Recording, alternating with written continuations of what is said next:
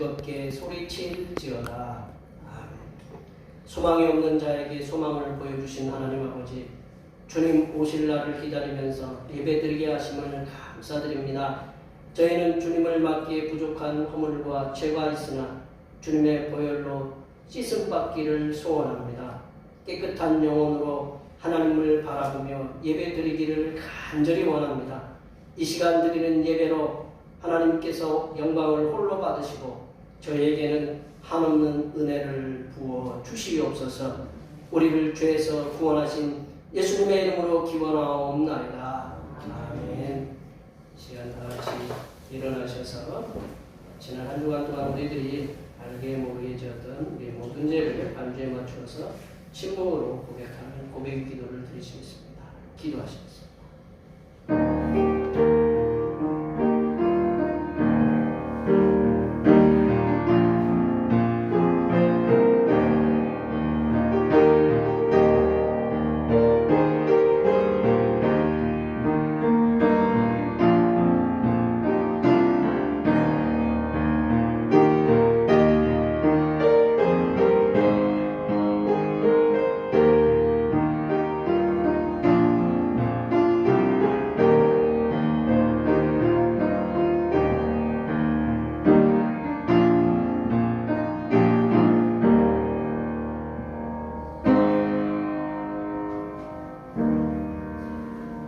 우리 하나님께서는 진심으로 죄를 고백하는 사람들에게 그 죄를 용서하기로 약속하셨습니다. 그런즉 누구든지 그리스도 안에 있으면 새로운 피조물이라. 이전 것은 지나갔으니 보라 새 것이 되었도다. 이 말씀에 의하여 우리의 죄가 용서받았음을 확신합니다.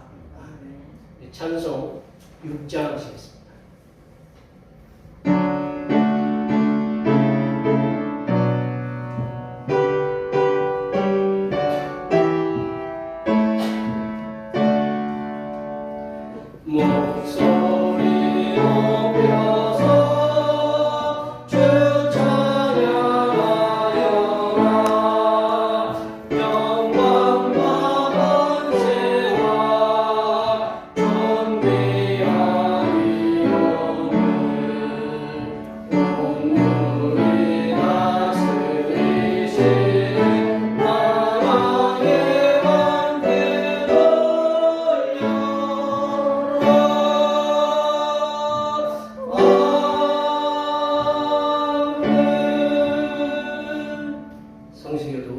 교동문 43번 시편 99편입니다. 성시 여러분 교동문 43번 시편 99편입니다. 여호와께서 다스리시니 만민이 떨 것이요 여호와께서 그룹 사이에 다스리시니 땅이 흔들릴 것이로다. 시온에 계시는 여호와는 위대하시고 모든 민족보다 높으시도다. 주의 크고 두려운 이름을 찬송하시니 그는 거룩하시니로다. 능력 있는 왕은 정의를 사랑하느니라. 주께서 공의를 견고하게 세우시고 주께서 야곱에게 정의와 공의를 행하시리로다. 너희는 여호와 우리 하나님을 높여 그의 발등상 앞에서 경배할지어다. 그는 거룩하시도다. 그의 제사장들 중에는 모세와 아론이 있고 그의 이름을 부르는 자들 중에는 사무엘이 있도다. 그들이 여호와께 간구하며 응답하셨도다. 여호와께서 구름 기둥 가운데서 그들에게 말씀하시니 그들은 그가 그들에게 주신 증거와 율례를 지켰도다. 여호와 우리 하나님이여 주께서는 그들에게 응답하셨고 그들의 행한 대로 갚기는 하셨으나 그들을 용서하신 하나님이시니라. 너희는 여호와 우리 하나님을 높이고 그 성산에서 예배할지어다. 여호와 우리 하나님은 거룩하시니로다. 아멘. 사도신경 우리의 신앙을 하나님 앞에 고백하시겠습니다. 나는 전능하신 아버지 하나님 천지의 창조주를 믿습니다. 나는 그의 유일하신 아들 우리 주 예수 그리스도를 믿습니다.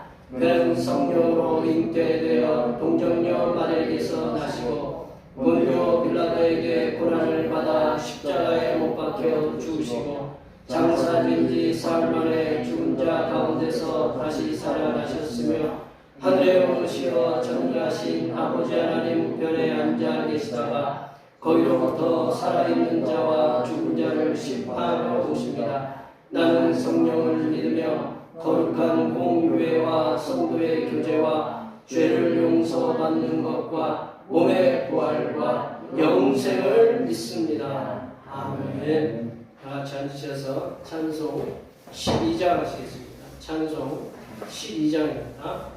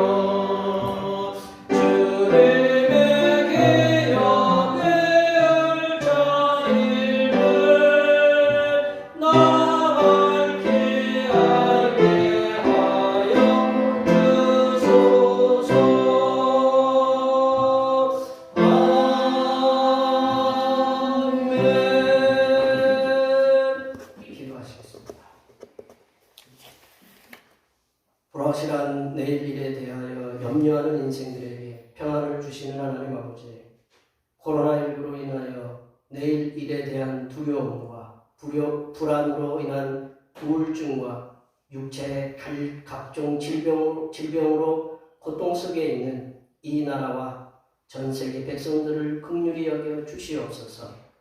코로나19의 장기화 속에서 빈익빈 부익부의 양극단화의 현상으로 인해서 부한자들은 자신들의 부를 더 늘려가게 하고, 가난한 자들은 남들이 먹다가 버린 음식들 속에서 먹을 양식을 구하고 있습니다. 하나님 아버지는 공의와 정의의 하나님이시오니 전 세계 코로나19의 팬데믹 속에서 살아가는 가난한 자들에게 새 희망을 품고 살아갈 수 있도록 부한 자들의 물질들이 가난한 자들에게 분배되어 모두가 공평하게 먹고 살아가는 데 어려움이 없도록 도와 주시옵소서. 하나님 아버지, 이 나라는 차량용 요소수 부족 사태로 인하여 화물 운반으로 생계를 유지하는 화물차주들이 요소수를 구하지 못하여 고통을 호소하고 있습니다. 요소수 부족으로 인하여 고통을 당하는 운전자들이 더 이상 발생하지 않도록 정부와 기업의 재빠른 지혜로운 대책들이 쏟아지게 하시사 백성들의 생명을 위협하는 요소수 부족 사태가 속히 해결될 수 있도록 인도하여 주시옵소서. 하나님 아버지, 하나님께서 사랑하시고 예수님의 핏값으로 세우신 대평교회를 눈동자처럼 보호하여 주시옵소서. 주님께서 맡겨주신 선교의 사명을 다할 수 있도록 일꾼들을 보내어 주시고 선교를 은혜롭게 감당할 수 있도록 물질도 부어 주시옵소서. 또한 대평교회가 지금 이 자리에 올 수 있도록 헌신한 주님의 종들에게 주님께서 베풀어 주시는 놀라운 은혜의 역사들이 가정과 건강과 직장과 사업터 위에 충만하게 임할 수 있도록 도와 주시옵소서. 하나님 아버지, 이 시간 하늘로부터 내려주시는 생명의 양식인 하나님의 말씀을 듣고자 합니다. 이 말씀을 들을 때에 성삼일체 하나님께서 베풀어 주시는 평안과 기쁨과 안식이 우리 심령에 충만하게 채워지게 하여 주시옵소서. 섬기게 이 땅에 오신 우리 주 그리스도 예수님의 이름으로 기도하오며 이제는 주님께서 가르쳐 주신 기도로 기도하오니 하늘에 계신 우리 아버지, 아버지의 이름을 거룩하게 하시며 아버지의 나라가 오게 하시며 아버지의 뜻이 하늘에서와 같이 땅에서도 이루어지게 하소서. 오늘 우리에게 일용할 양식을 주시고 우리가 우리에게 잘못한 사람을 용서하여 준 것 같이 우리 죄를 용서하여 주시고 우리를 시험에 빠지지 않게 하시고 악에서 구하소서. 나라와 권능과 영광이 영원히 아버지의 것입니다. 아멘.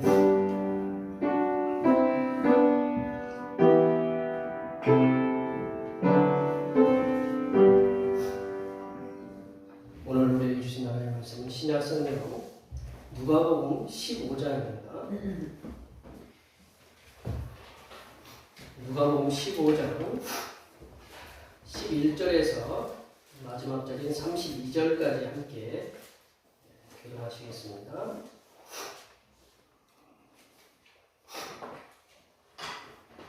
신약성경 121쪽에 있습니다.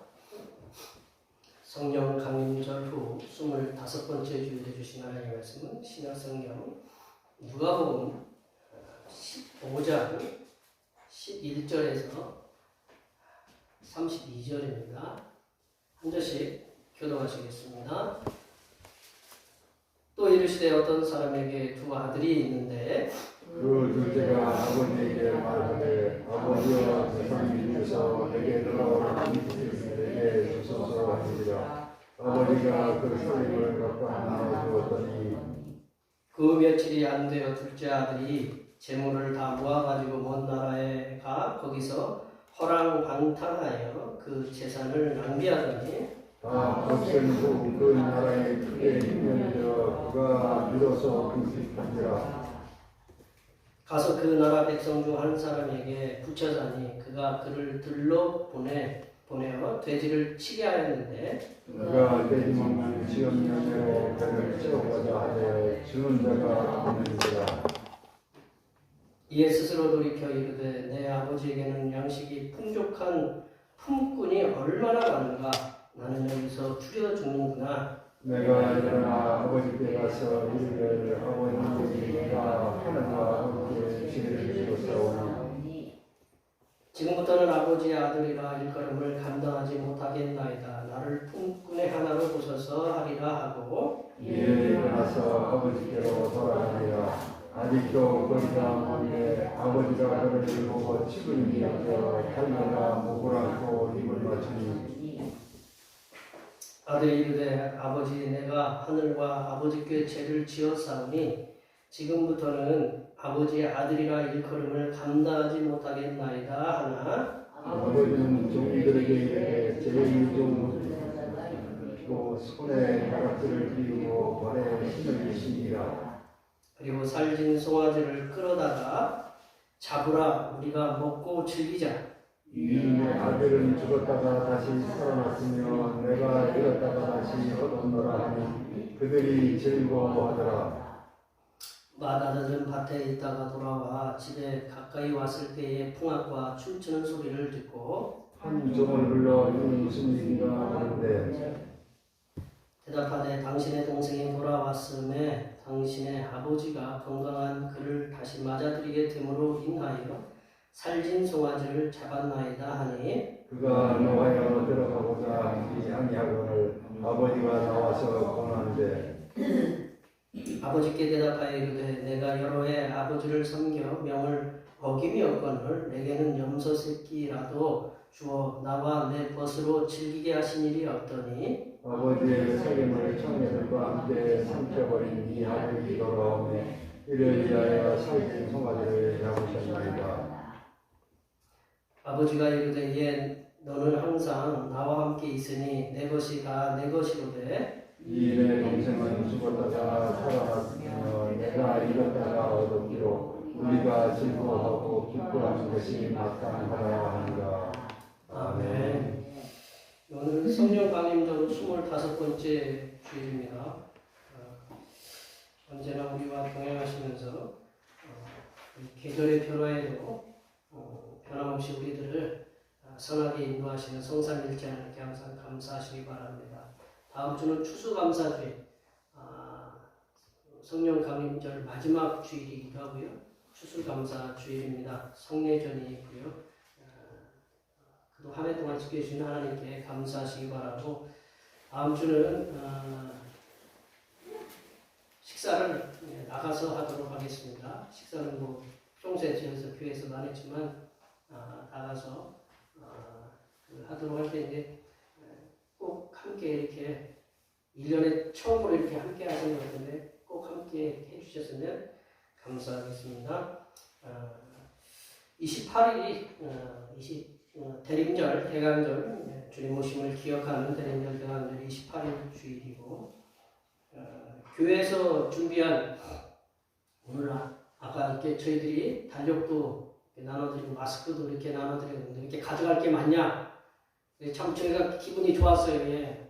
오실 때는 그냥 가볍게 오셨지만 가실 때는 좀 무겁게 가시라고 말씀도 듣고 또 달력 나왔는데 지난번에 못 가져가신 분은 달력을 가져가 주시면 감사하겠고 마스크도 할당량이 있습니다. 예. 다 이렇게 우리 다 아시니까 오실 때 저 앞에 마스크 제가 꺼내놔서 잊지 말라고 마스크 꼭들 가져가시고 또 한 가지 또 먹거리가 또 하나 있어요. 그 먹거리도 이렇게 함께 나눌 수 있도록 가실 때는 좀 이렇게 부담되게 무겁게 침이 좀 많게 좀 가시면 감사하겠습니다.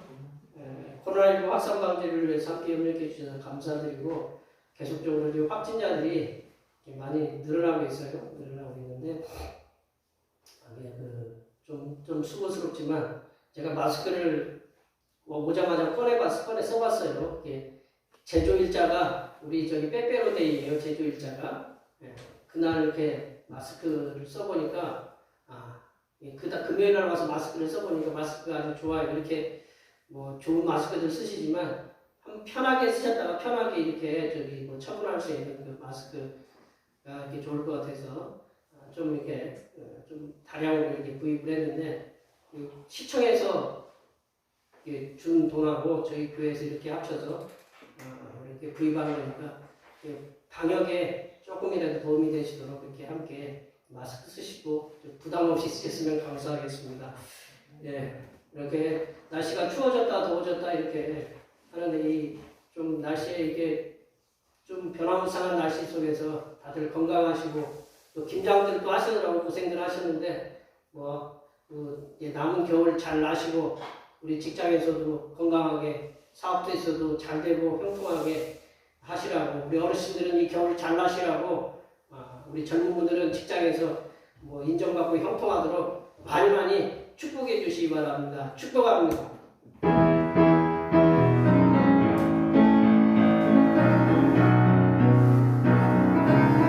축복합니다. 축복합니다.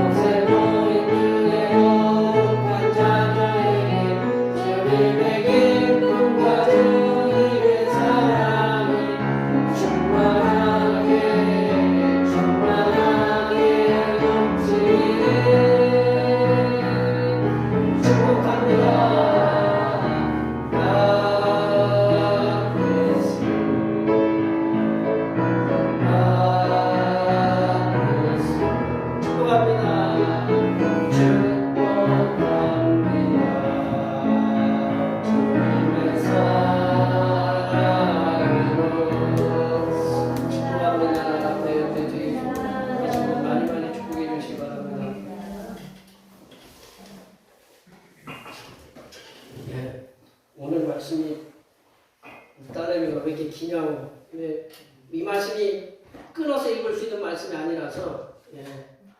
뭐 우리가 고기를 잡으면 큰 놈은 한 덩이로 봐야지 그를 잘라서 우리가 볼 수 없는 것처럼 이 말씀도 길어요. 길어서 근데 이제 길어도 우리가 자주 들었던 말씀이라 근데 이 말씀이 뭐 시계이면 돌아온 탕자 그 제목으로 이렇게 붙여진 이름인데 이 말씀이 이 화가로 인해서 더 유명해진 말씀이다라고 이렇게 볼 수 있어요. 이게 그 이탈리아 렘브란트라는 아마 이탈리아 사람인 것 같은데 렘브란트라는 돌아온 탕자라는 그 그림이에요. 그래서 이렇게 아들을 갖다가 아버지가 안아주는 돌아온 탕자를 안아주는 그런 그림으로 굉장히 이렇게 유명해진 이 말씀이 그렇게 더 유명해졌다라는 거죠. 근데 이 말씀은 이 그림뿐만 아니고 우리 저기 그 무슨 예전에는 교회마다 이렇게 발표회가 있었어요. 그래서 뭐 성국도 하고 뭐 신앙송도 하고 예 그랬어요. 그때마다 빠지지 않고 그 들어가는 주제가 이 돌아온 탕자 이야기가 계속 뭐 이렇게 뭐 끊임없이 어느 교회나 가도 계속 이것을 비슷비슷하지만 계속 우리가 봤어요. 저희들도 학생 시절에 이게 보면 돌아온 탕자 이야기를 자주 성국으로 이렇게 보았던 기억이 나고 저는 해보진 않았지만 하여튼 그런 기억들이 이렇게 많이 있어요.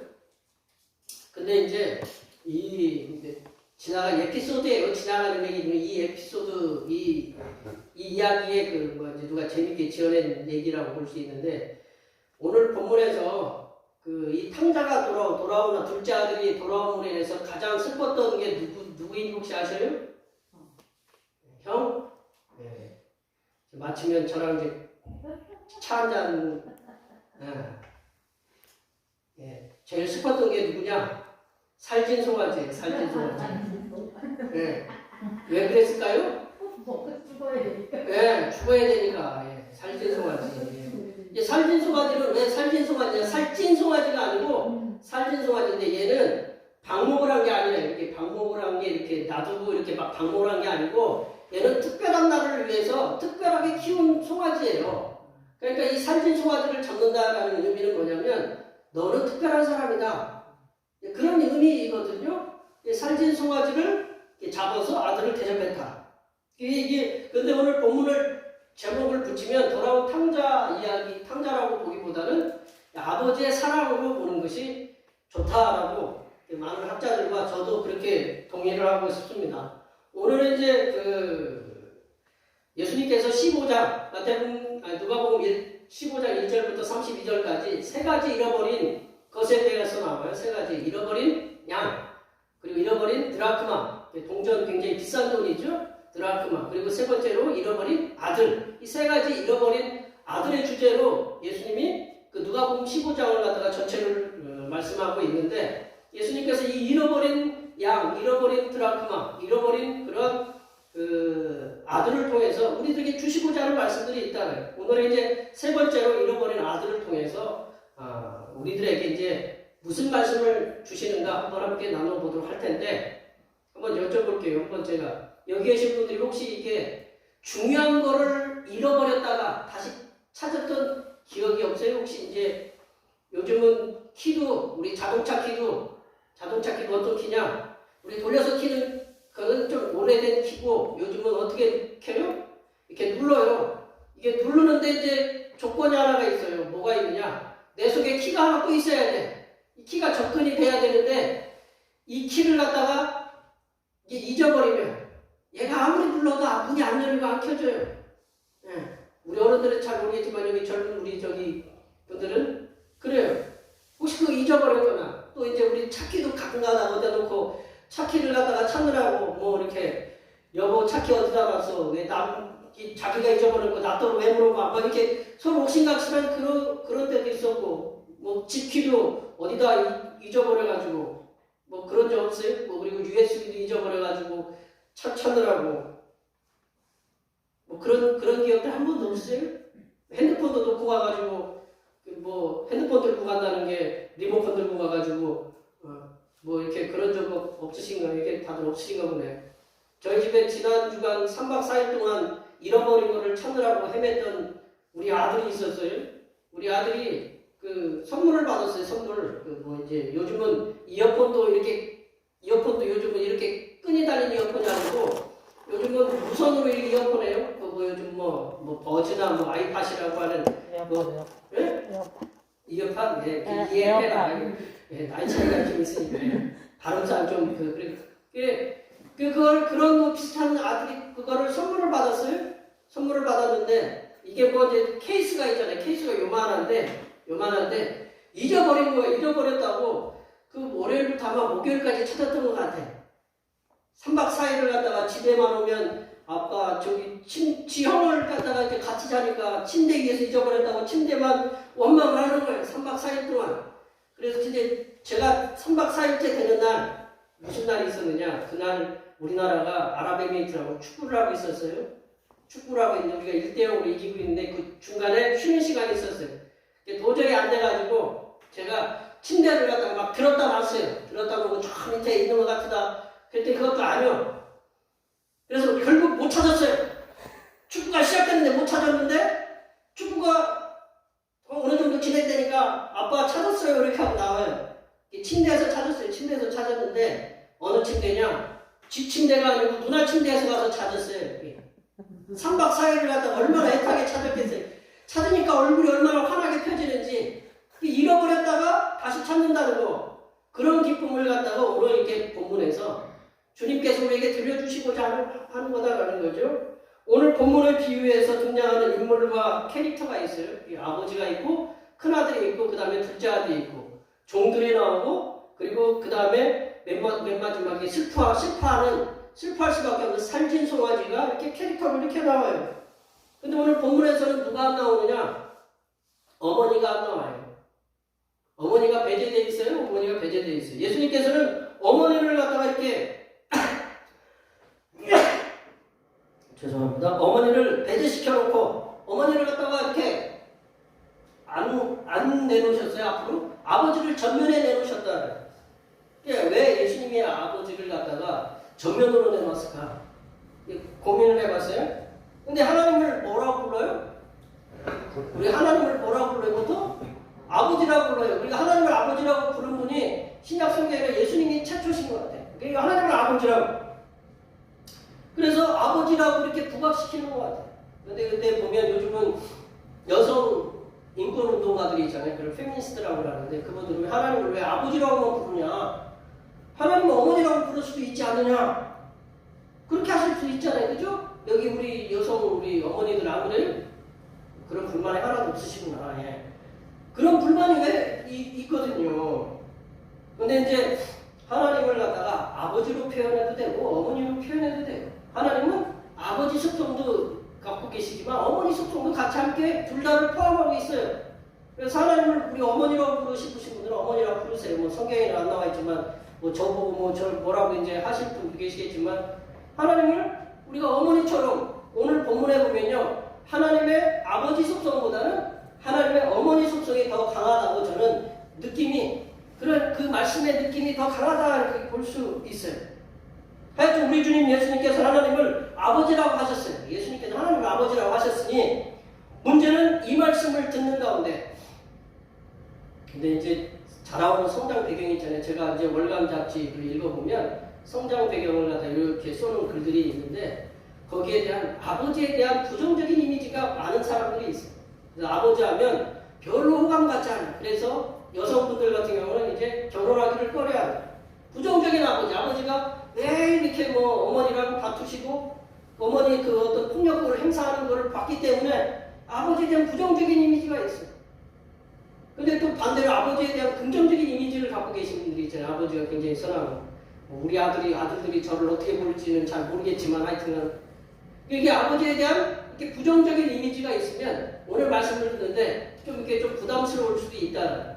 그러나 오늘 말씀을 듣는 분들 가운데 오늘 본문에 등장하는 아버지는 우리들이 거부하고 싶은 부정적인 아버지 상이 아니라 인자와 긍휼과 사랑과 은혜가 풍성하신 아버지 이미지로 우리가 받아들이셨으면 한다는 거예요. 아버지에 대한 이미지, 아버지에 대한 상이 인자와 긍휼과 사랑이 사랑과 은혜가 풍성하신 아버지로 우리가 그 본문의 그 아버지를 받아들였으면 좋겠다는 거죠. 그것을 잘할 수 있는 말씀이 둘째 아들이 재산 분할 청구를 했어요. 재산 분할 요구를 했어요. 재산은 언제 받아요? 아버지가 살아계실 때 받아요? 아버지가 돌아가셨을 때 받아요? 네? 보통은 유산을 돌아가실 때 받잖아요. 근데 엄연히 딱 살아계신데 이 아버지 이제 제가 뒤에 가서 이제 그 보겠지만 아버지 나이가 몇 살 정도 됐느냐? 이게 저보다 이렇게 더 안 먹은 것 같아요. 오늘 뒤에 가서 좀 더 보면 이 아버지에게 재산을 분할을 청구를 했어요. 근데 이제 보통 아들은 이게 둘째 아들이잖아요. 첫째 아들은 이제 율법의 신명기에 보면 첫째 아들에게는 재산에 아들 둘이 있으면 3분의 2가 아들한테 큰아들한테 가요. 왜냐하면 큰아들은 누구를 모셔야 돼요? 예, 부모님을 모셔야 돼요. 몫이 더 많아요. 둘째 아들은 그만큼 책임성이 졌기 때문에 그 3분의 1 중에 3분의 1을 갖다가 이제 받았을 거라고 봐요. 근데 이제 아버지 어머니 살아계신데 재산을 달라고 하는 거죠. 이거는 무례한 일이다라는 거죠. 있을 수도 없는 일이다라는 거죠. 이 아버지가 살아계신데 재산을 달라 표현하는 것은 이런 표현이래요. 내려보세요. 더 내려보세요. 우리 말씀을 한번 읽어보겠습니다. 12절 말씀 읽어보겠습니다. 그 둘째가 아버지에게 말하되 아버지여 재산 중에서 내게 돌아올 분깃을 내게 주소서 하는지라 아버지가 그 살림을 각각 나눠 주었더니 이 아버지가 재산을 아버지 재산을 3분의 1을 달라. 그러니까 아버지가 줬다라는 거죠. 그러니까 아버지가 아버지한테 살아계실 때 유산을 달라 하는 말은 이 말씀 이렇게 받아들인다고 해요. 내려보세요. 저는 아버지가 죽은 사람이었으면 좋겠습니다. 이런 표현이래요. 그러니까 이 아버지를 어떻게 아버지라면 정상적인 아버지라면 어떻게 받아들여야 돼요? 뭐 지게작대기를 들고 그 당시에 지게 훈계할 때 뭐 채찍을 갖다가 아끼지 말라고 잠언에 나오는데 지금은 좀 그렇지만 옛날에 지게작대기로 이 새끼가 죄송합니다. 이 목사가 참 이 무슨 이게 핵에 망측한 일이냐고 그럴 거 아니에요? 근데 아버지는 생각이 있으신 건지 없으신 건지 더 깊은 생각을 하고 있으신 건지 그 살림을 나눠줬다라는 거죠. 그런데 이 무례하고 버르장머리 없는 둘째 아들이 또 한 가지 일을 저질러요. 이게 당돌하게도 그 재산을 갖다가 정리를 해요. 정리를 해가지고 먼 나라로 떠난다. 그럼에도 불구하고 아버지는 이 아들을 갖다가 말리지 않는다라는 거죠. 우리 13절 말씀을 읽어볼까요? 13절 말씀 다 같이 읽어보겠습니다.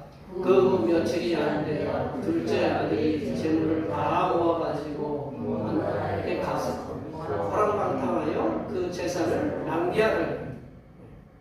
어떤 아버지는 이 둘째 아들이 아직 결혼을 안 했다라고 이렇게 보거든요.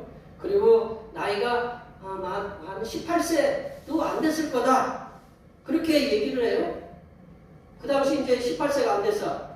여기 계신 우리 집사님, 권사님들 한번 보세요. 우리 아들이 18세, 큰아들이 뭐 20살, 21 정도 됐으면 내 나이가 몇 살 됐는지 한번 생각해 보세요. 내 나이가 45세는 안 됐잖아요. 그죠?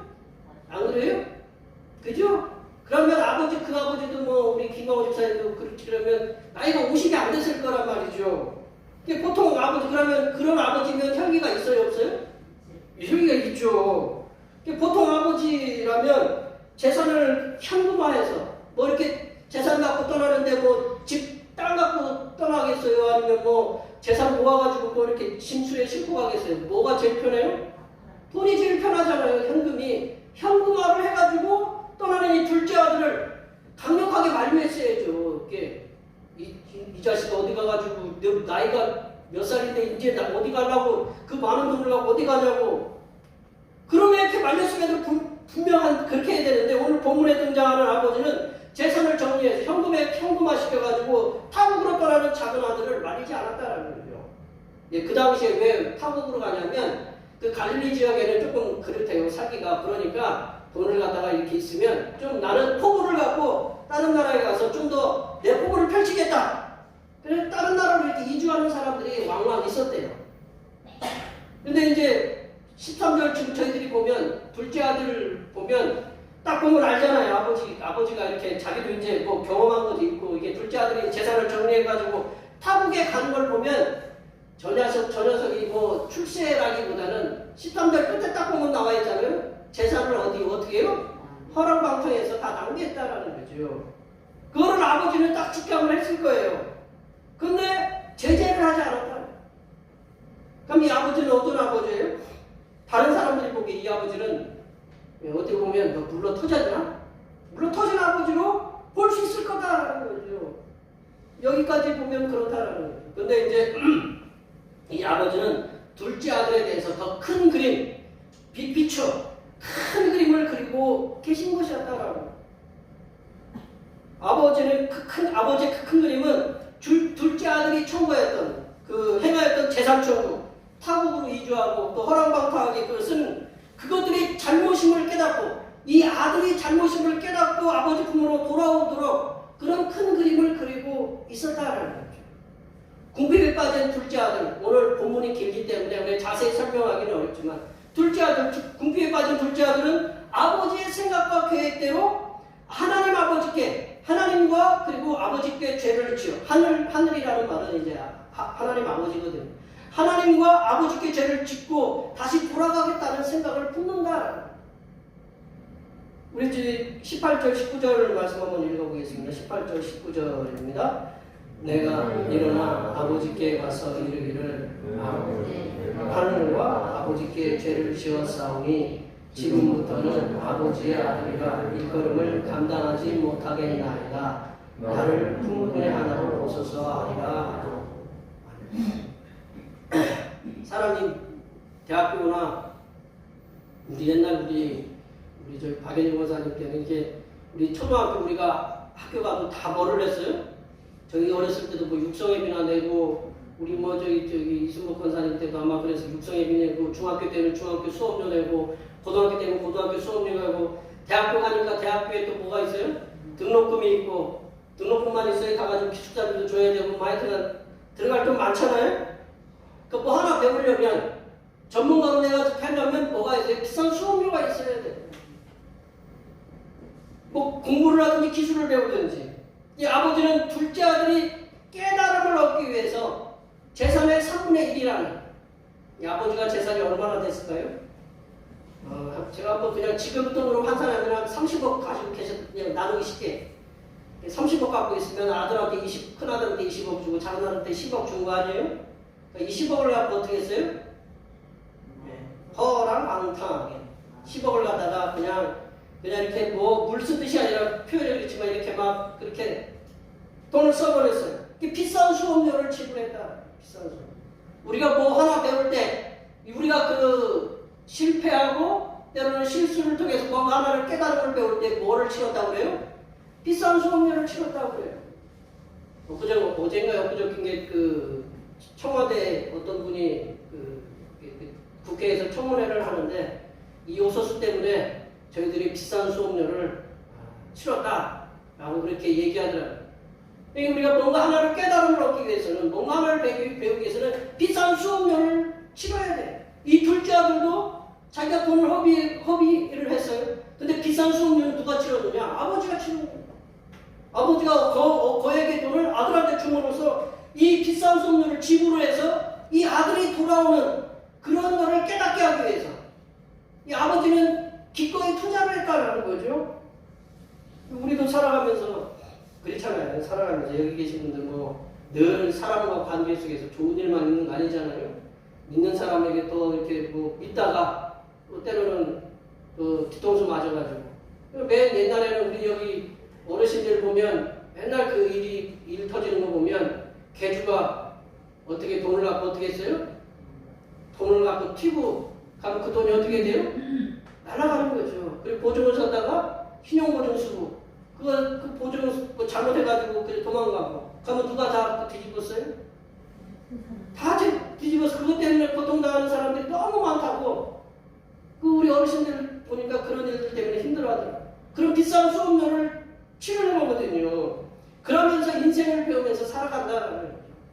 그렇게 인생 수업, 그걸 인생 수업이라고 하잖아요. 그렇게 한번 치르고 나면 비싼 인생 수업 치르고 나면 어떻게 돼요? 다시는 그런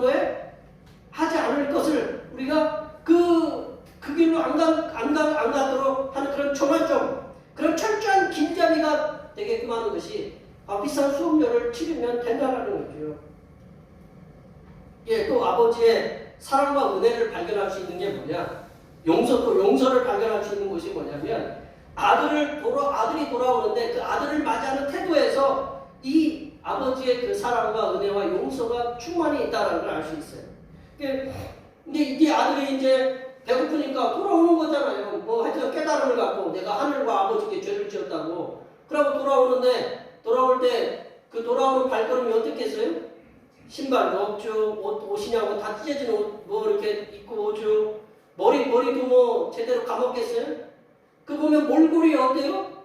몰골이 완전히 뭐 이렇게 무슨 다 죽어가는 사람처럼 이게 돌아오고 있을 거예요. 근데 그 모습을 누가 봤을까요? 아버지가 봤다는 거죠. 아버지가. 그렇게 깨달음을 가지고 지치고 축 처진 몸으로 신발도 없이 신발이 없다라는 건 뭐냐면 종들은 그 옛날 신발을 신지 않았대요. 그러니까 얘는 지금 무슨 신세예요? 종의 신세예요.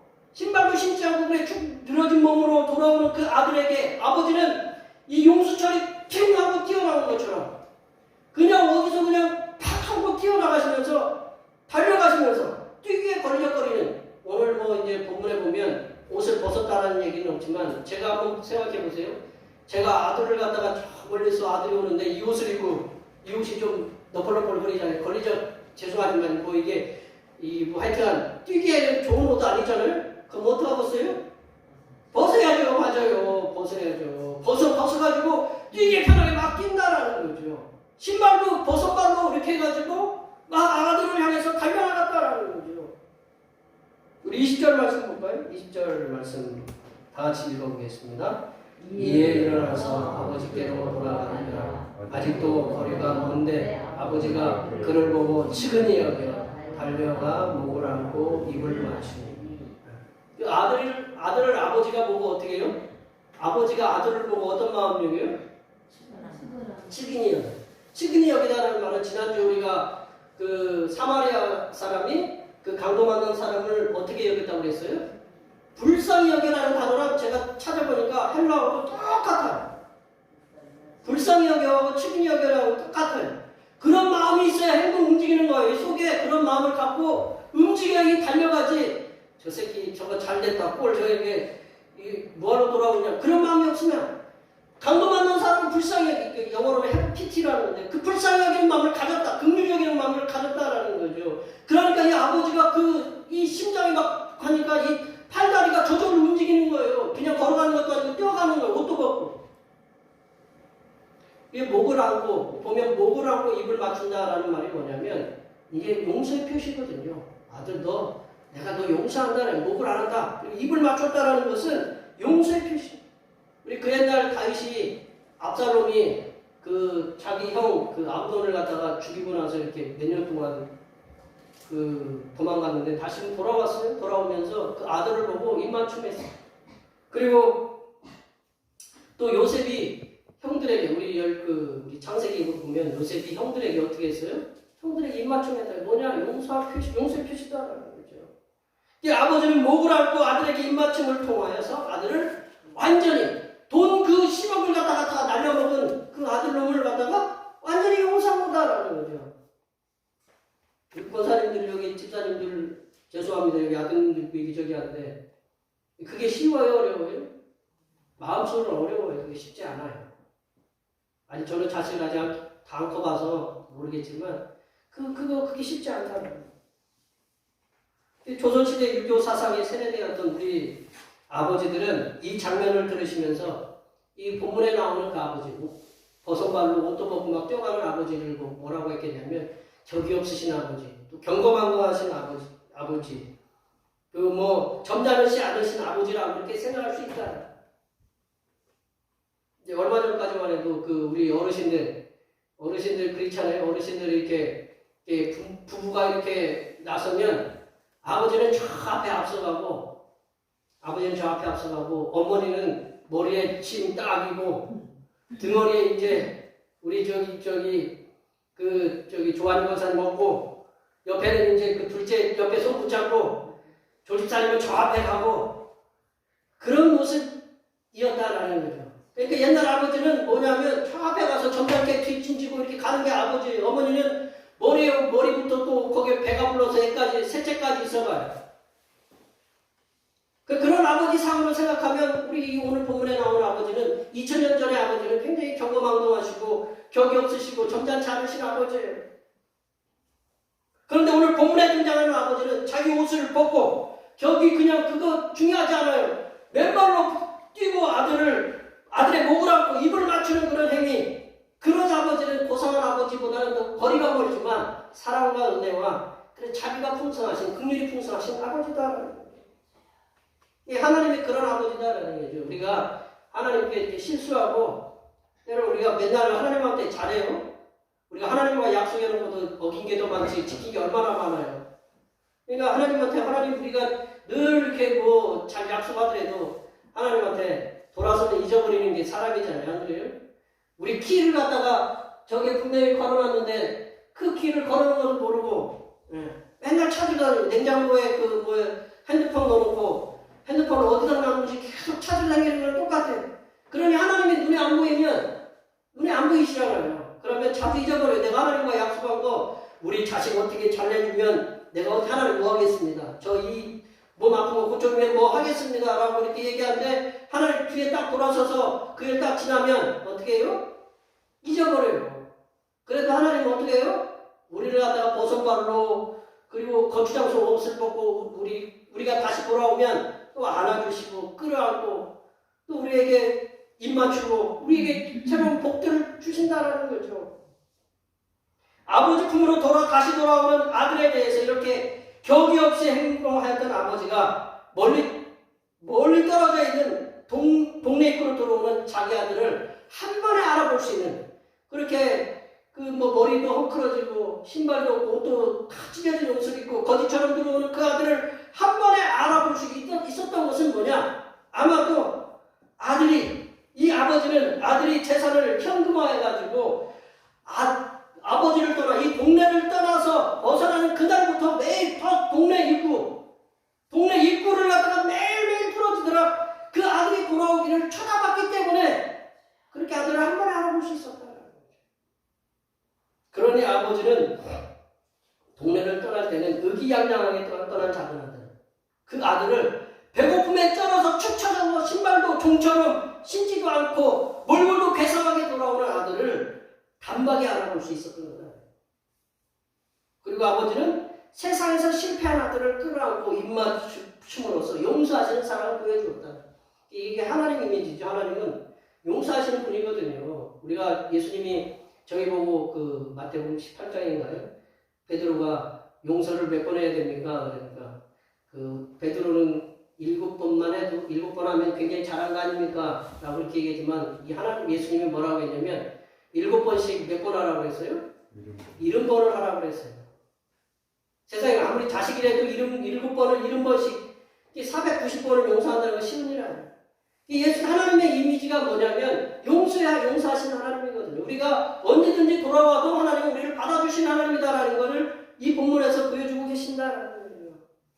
용서하시고 사랑으로 끌어안으시는 그 하나님. 거기에다가 오늘 본문에 보면 아버지의 사랑을 더 보여주는 게 뭐가 있냐면 아버지는 작은 아들의 지위가 완전히 복귀되었음을 의미하는 행동을 하도록 명령하는데 20절, 22절, 23절 말씀 한번 읽어볼까요? 22절, 23절 다 같이 읽어보겠습니다.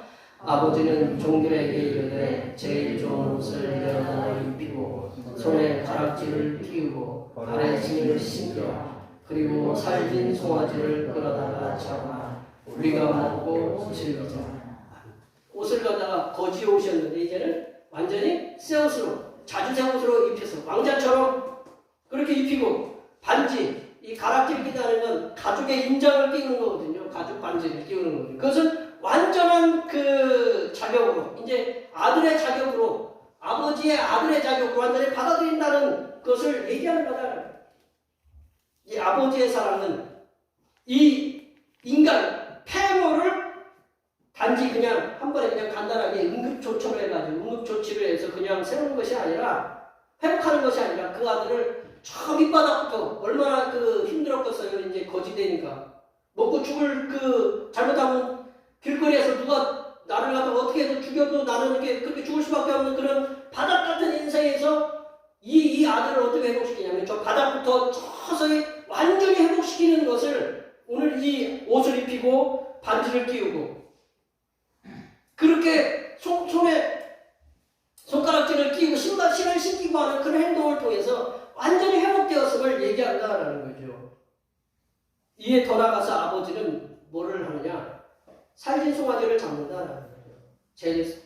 작은 아들이 돌아와서 슬퍼했던 이 살진송아지를 잡아서 마을 잔치를 하는 거예요. 이 아들이 우리 공개적으로 우리 가족만 인정하는 것이 아니라 이 동네에 전체적으로 알려서 이 아들이 우리 아들이라고 다시금 인정하게끔 마을 잔치를 여는 거다라는 거죠. 오늘 이제 뒤에 부를 찬송이 이거거든요. 기쁜 소리 있어 천국 정치네. 작은 아들 돌아오니까 잔치를 벌이는 거예요. 어디서 벌이느냐? 하늘에서 벌인다라는 거죠. 우리들이 성도들이 한 사람 한 사람 돌아올 때마다 하나님은 천국에서 잔치를 벌이고 계신다라는 거죠. 그러면 이 아버지가 돌아온 작은 아들을 이렇게 극진하게 대접한 이유가 뭐냐? 이유가 뭘까요? 아버지는 이 작은 아들이 어떻게 되냐면 죽었다가 다시 살아난 아들이라고 인식했기 때문입니다. 이 아들이 죽었다가 다시 살아난 아들이다. 24절 말씀 다 같이 한번 읽어보겠습니다. 내 아들은 죽었다가 다시 살아났으며 내가 잃었다가 다시 얻었노라 하니 그들이 즐거워하리라. 우리 에베소서 2장 1절에 보면요.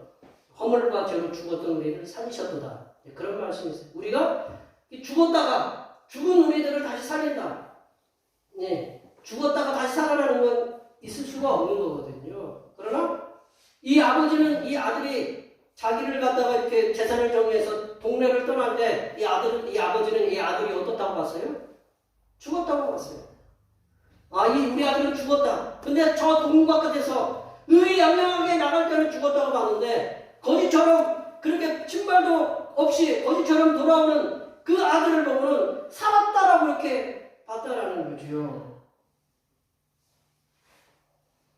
이는 아들에 대한 아버지의 지극한 사랑과 은혜의 표현이다. 죽은 아들의 부활은 아버지의 가장 큰 기쁨이다. 그러니까 우리가 주님 앞에 돌아오면 허물과 죄로 죽었던 우리들이 부활해가지고 하나님 앞에 들어가는 거거든요. 그러면 천국에서는 계속 잔치를 벌이는 거예요. 천국처럼. 그래서 하나님 앞에 돌아오는 백성들이 많을수록 천국에서는 늘 잔치가 끊이지 않을 거라고 봐요. 우리 아버지이신 하나님 아버지, 그 하나님 아버지의 우리를 향하신 사랑은 말로 표현할 수가 없다라는 거죠. 예수님께서는 잃어버린 작은 아들과 아버지의 사랑을 통해서 하나님이 우리를 얼마큼 사랑하시는가를 단편적으로 보여주고 있는 거예요. 작은 아들을 갖다가 그 망나니 같은 아들을 다시 회복시켜 주신 하나님. 우리도 그렇게 죄악으로 이렇게 찌들고 내가 좀 세상에서 잘 나가고 세상에서 좀 인기가 있고 세상에서 뭔가 좀 하는 이렇게 뭔가 이렇게 세상에 잘 나가는 그런 내가 추락하더라도 하나님은 그를 받아들이신다는 거예요. 사랑으로 받아들이시고 나를 버렸어도 하나님이 당신을 버렸어도 내가 세상에서 잘 나갈 때 하나님을 버렸어도 그리고 하나님이 그가 또 실패하더라도 하나님은 다시금 그를 안아주시고 끌어안고 입을 맞추고 회복시켜주시고 용서하시는 분이 바로 하나님이다라는 거죠. 우리는 우리 자신이 지금 가지고 있는 것들이 얼마나 소중한가. 여기 계신 분들 우리 권사님들 그렇잖아요. 젊어서는 열심히 일하고 젊어서가 아니고 봄, 여름, 가을, 겨울, 봄, 여름, 가을에 열심히 일해가지고 어디다 돈 갖다 줘요? 병원에 돈 갖다 줘요. 왜요? 아프니까. 우리 몸이 아프면 이 얼마나 소중한 걸 알아요. 우리 손가락 어디 하나 아프고 발에 손가락 끝에 뭔가 가시가 찔렸는데 이 가시가 찔린 것 때문에 얼마나 아픈지 몰라요. 이게 그냥 안 아프고 평상시에 이렇게 지내는 것이 얼마나 소중한 건가는 한번 잃어보고 아파보고 해야 안다라는 거죠.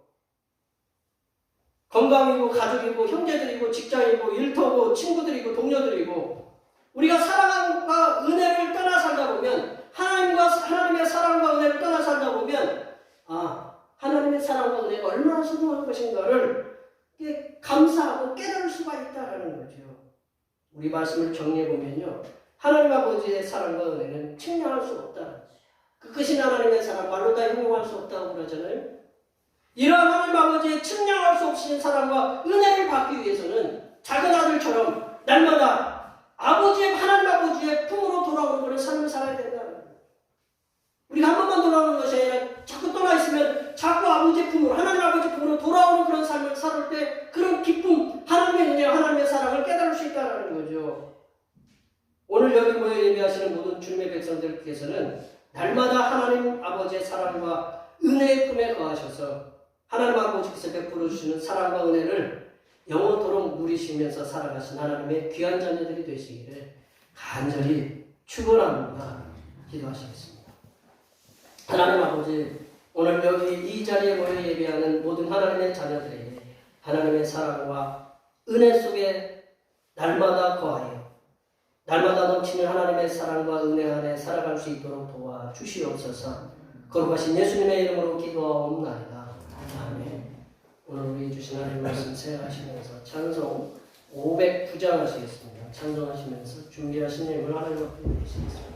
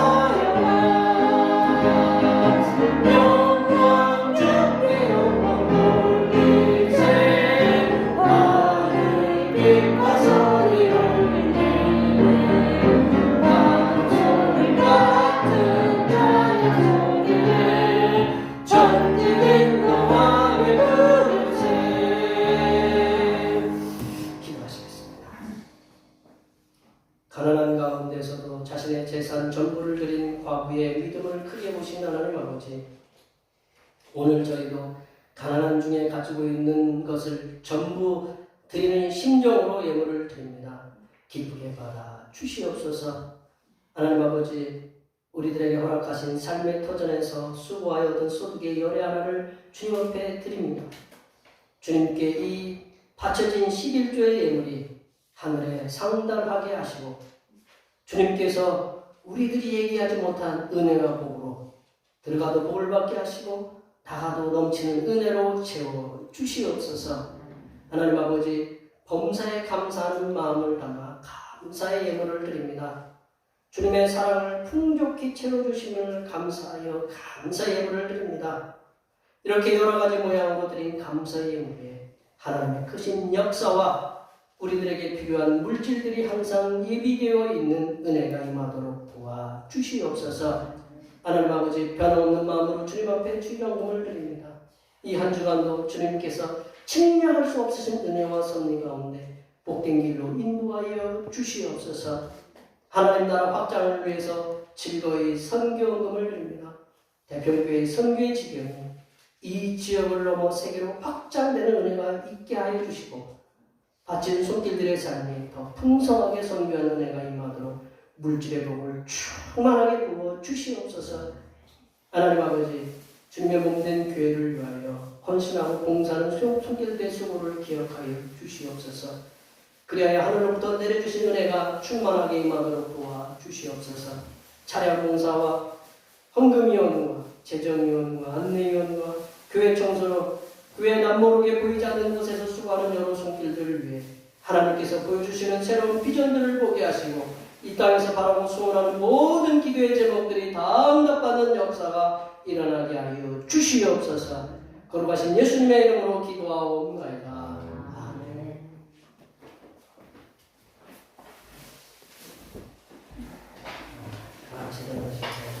사명선언을 주시겠습니다.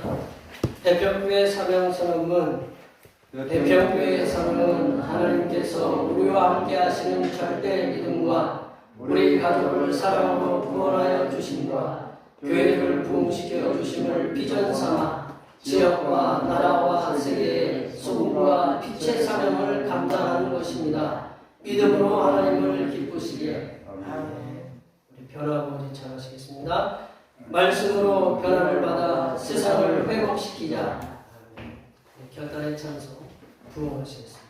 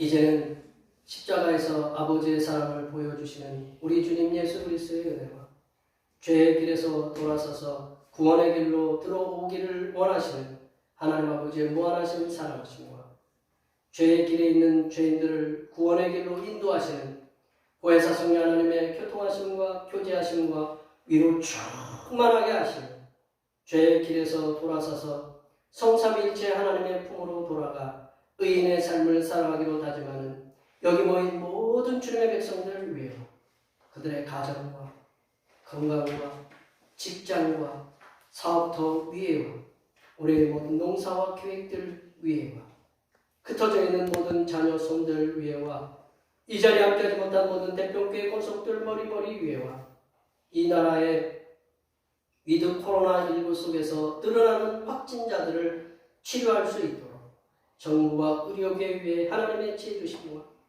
탄소 과다 배출로 인한 이상기후 현상으로 고통을 당하는 수많은 동식물들을 보호할 수 있도록 하는 세계 지도자들과 기업가들에게 하나님의 지혜와 지식을 충만하게 부어주시니 이제부터 영원토록 함께하옵시기를 간절히 축원하옵나이다.